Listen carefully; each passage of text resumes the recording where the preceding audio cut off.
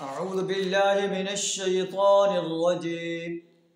بسم الله الرحمن الرحيم. وأنزلنا إليك الكتاب بالحق مصدقا لما بين يديه من الكتاب ومهيمنا عليه فاحكم بينهم بما أنزل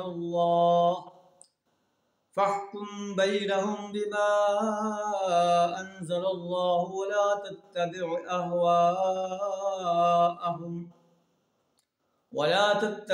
أهواءهم عما جاءك من الحق. صدق اللہ العظیم.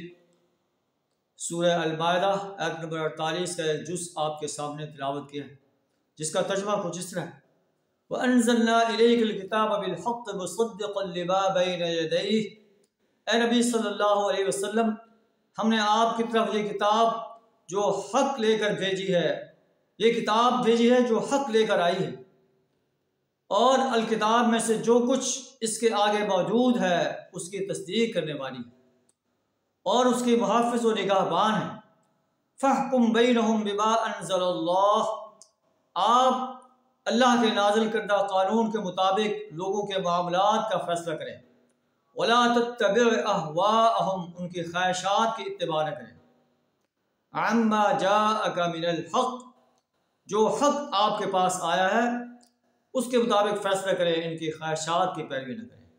اللہ سے دعا ہے ہمیں بھی قرآن کے ہر فیصلے کو کہ آگے اپنے آپ کو خم کرنے کی توفیق عطا فرمائے، اور اپنے ملک کے اندر بھی قرآن کے نظام کو قائم کرنے کے لیے جد و جہد کرنے کی توفیق عطا فرمائے. وآخر دعوانا الحمد للہ رب العالمین.